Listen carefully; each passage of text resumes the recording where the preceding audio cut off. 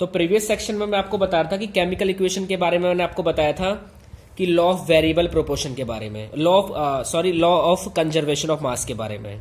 ठीक है, तो देखो आज कुछ और फैक्ट्स को क्लियर करते हैं ताकि आपको क्लियर हो जाएगा। तो मैंने आपसे कहा था कि देखो जैसे सपोज करो कि मैग्नीशियम को जब मैंने जलाया ना तो मैग्नीशियम का फॉर्मूला था Mg।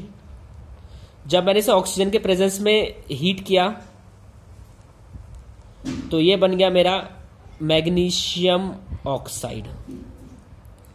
तो जो केमिकल रिएक्शन हुआ तो उसको मैंने इस फॉर्म में लिखा है कि वो इस वजह से रिएक्शन जो हुआ है, नया प्रोडक्ट बना, वो जो न्यू प्रोडक्ट बना वो ये बना है। तो आपको इसमें कुछ दिक्कत नजर नहीं आ रही? यहाँ पे ध्यान से देखने पे आपको ऐसा नहीं लग रहा कि सर ठीक है, मुझे एक बात तो समझ में आती है कि यहाँ मैग्नीशियम था, यहाँ भी मैग्नीशियम है, फिर यहाँ ऑक्सीजन 2 था और यहाँ ऑक्सीजन 1 कैसे हो गया? क्योंकि अभी आपने तो बताया था प्रीवियस वीडियो में कि मास को ना तो बनाया जा सकता ना मास को मिटाया जा सकता है, तो फिर यहाँ ये हो कैसे गया? क्या ये फॉर्मूला सही है? तो देखो मैंने कहा कि देखो फॉर्मूला, केमिस्ट्री हम पढ़ रहे हैं और आपको पता है कि केमिस्ट्री में जब कोई चीज सॉल्यूशन तैयार होती है तो वो उसको हमें बैलेंस करना पड़ेगा। अब यहाँ पर फॉर्मूला तो ठीक है लेकिन ये ना बिल्कुल सही फॉर्मूला नहीं है ये अभी पूरा, इसको अब इसको बैलेंस करना पड़ेगा। क्योंकि मेरा जो लॉ कहता है, law of conservation of mass, मेरा कहता है कि LHS और RHS बराबर होना चाहिए। अगर मैं LHS में चेक करता हूँ, LHS में तो मैग्नीशियम कितना है? 1, ठीक है।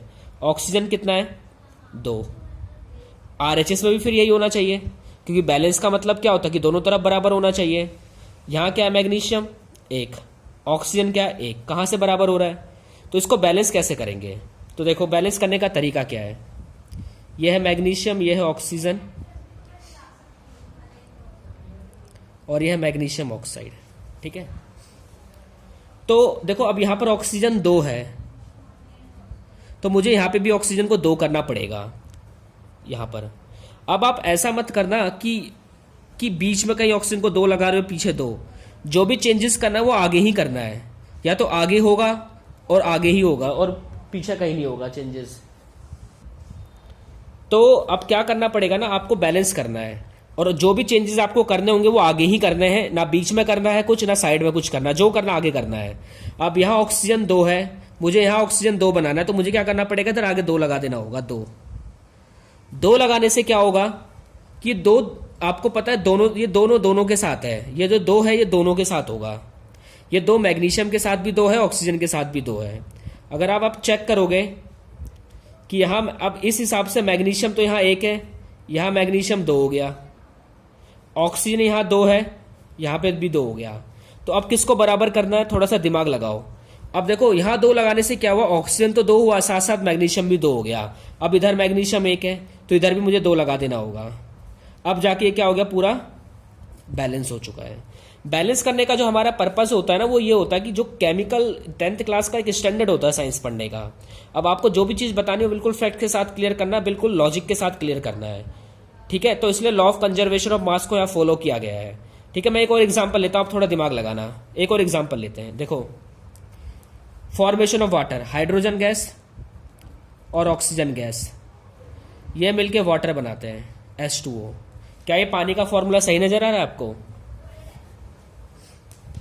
सोचो थोड़ा सा और बताओ मुझे क्या गलती है। आप बोलोगे सर गलती तो है, गलती ये है कि यहां पर ऑक्सीजन 2 है, यहां ऑक्सीजन 1 है, तो ऑक्सीजन को यहां 2 बनाना होगा। और मैंने आपको कितनी बार कहा कि बीच में मुझे कोई चेंजेस नहीं करना है, जो भी चेंजेस होगा वो आगे ही होगा सिर्फ। चलो ऑक्सीजन को 2 बनाने के लिए मैं यहां 2 लगा देता हूं। अगर यहां 2 लगा दिया मैंने तो 2 लगाने से क्या हुआ? मैंने कहा था अब ये 2 जो लगा है ये दोनों से मल्टीप्लाई होगा, तो इस हिसाब से हाइड्रोजन कितने हो गए? 2 दूनी 4 और ऑक्सीजन हुआ 2।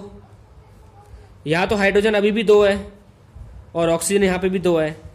तो मुझे यहां बैलेंस करने के लिए अब करना क्या पड़ेगा? यहां पर मुझे ध्यान से सोचो, यहां पर हाइड्रोजन 4 है, यहां हाइड्रोजन 2 है, तो यहां पे मुझे 2 लगा देना पड़ेगा। तो 2 दूनी 4, हाइड्रोजन इधर भी 4 हो गए, ऑक्सीजन 2, 2 दूनी 4, हाइड्रोजन इधर और ऑक्सीजन 2। तो इस तरीके से हम बैलेंस करते हैं किसी भी चीज को। ये बैलेंस करना आपको आना चाहिए। आप कैसे भी बैलेंस करो, आपका एक लॉजिक सही होना चाहिए। बिल्कुल बैलेंस के मैं बहुत सारे क्वेश्चंस कराऊंगा आपको, होमवर्क के लिए भी दूंगा कैसे करते हैं बैलेंस को। बहुत ध्यान से समझना, बहुत ही इंपॉर्टेंट टॉपिक है। बैलेंस करना आपको आना चाहिए कम से कम।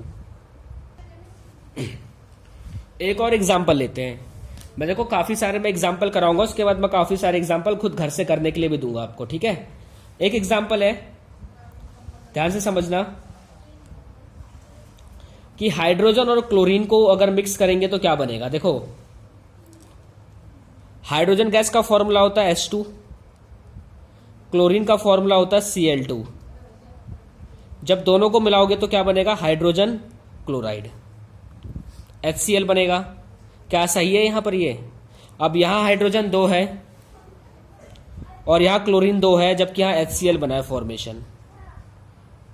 तो क्या करें बैलेंस करने के लिए, जो भी मैंने कहा था चेंजेस करना आगे ही करना, तो यहां 2 लगा दो। अब 2 लगाने से क्या होगा कि हाइड्रोजन भी 2 हो गए और क्लोरीन भी 2 हो गए, ठीक है। तो हाइड्रोजन इधर भी 2 थे और क्लोरीन इधर भी 2 थे, इस तरीके से बैलेंस हो जाएगा। आ रही बात समझ में? तो बैलेंस केमिकल, अगर आप किसी भी केमिकल इक्वेशन को बैलेंस करोगे तो आपको law of conservation of mass की प्रॉपर्टी को फॉलो करना है। और बैलेंस आप कैसे भी करोगे, आपका एक लॉजिक सही होना चाहिए, दिमाग लगाना है आपको कि कैसे कैसे बैलेंस करना है। टफ नहीं है, अगर आप ये प्रैक्टिस करते जाओगे तो आपको धीरे धीरे आपको पता लगता चला जाएगा, ठीक है। तो ना मैं कुछ प्रैक्टिस करने के लिए मैं 2-3 क्वेश्चंस ना होमवर्क के लिए दे देता हूँ। आप एक बार ट्राई करना, आप गलत ही ट्राई करना और एक बार कोशिश करना इसे बनाने की, ठीक है। और एक बार मुझे आंसर्स जरूर बता देना, इसका मुझे व्हाट्सअप कर देना है, कमेंट बॉक्स में मैसेज डाल देना, तो मुझे पता लग जाएगा। तो मेरे साथ साथ होमवर्क, पहला पॉइंट,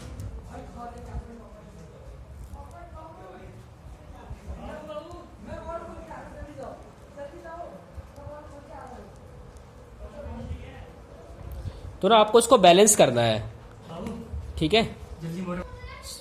सेकंड लिखेंगे HNO3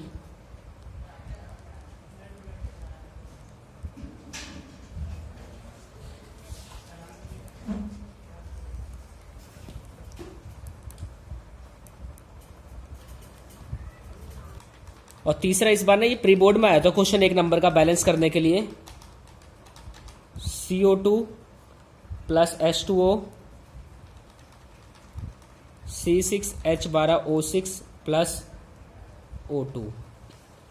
तो आपको ना जो मैंने कुछ 3 क्वेश्चंस दिए होमवर्क के लिए, आप इन 3 क्वेश्चनों में करना क्या है आपको, बेसिकली देखो कि आपको हर एक साइड का ना आपको एलिमेंट चेक करना है। आपको चेक करना है कि लेफ्ट हैंड साइड में और राइट हैंड साइड में कितने एलिमेंट्स है, और उसको ना आपको बराबर करना है।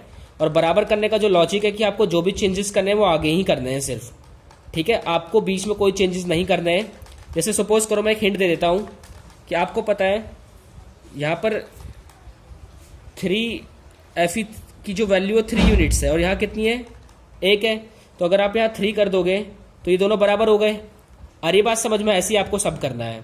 तो लॉजिक आपका सही होना चाहिए। जैसे आप यहाँ पे देखो, यहाँ पर ऑक्सीजन कितना है, 1, यहाँ ऑक्सीजन 4 है। तो आपको लॉजिक लगाना है कि क्या करें ताकि दोनों तरफ बराबर आ जाए। तो ये कुछ क्वेश्चंस मैंने होमवर्क के लिए दिया, आप इन क्वेश्चनों को एक बार जरूर ट्राई करना, ठीक है। अगला टॉपिक करना मेरे साथ साथ, next topic, types of chemical reactions. Types of chemical reactions. अभी जो केमिकल रिएक्शंस होते हैं ना, इनकी टाइप्स कैसी कैसी हैं, कितने टाइप्स की है ये। सबसे पहला पॉइंट लिखेंगे combination reactions. Combination reactions,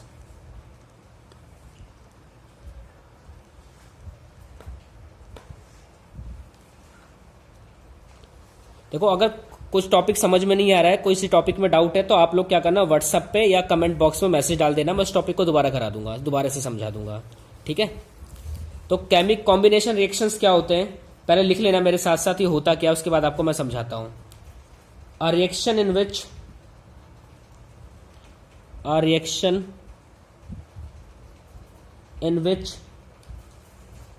a single product is formed,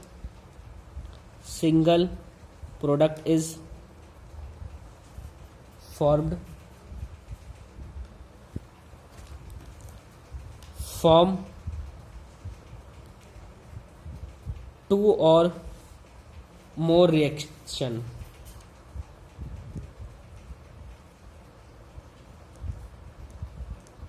reactants. देखो जैसे मैंने समझाया अभी कि कॉम्बिनेशन का मतलब क्या होता है बेसिकली। कॉम्बिनेशन का मतलब होता है कंबाइंड होना। अगर आप देखोगे कंबाइंड होना मतलब दो चीज जुड़ के सिंगल बन जाएगी। जैसे इसमें लिखा है कि reaction in which a single product is form two or more reactants. अभी रिएक्टेंट्स का मतलब क्या होता है अभी मैंने समझाया नहीं है, अभी मैं समझा देता हूँ क्या होता है।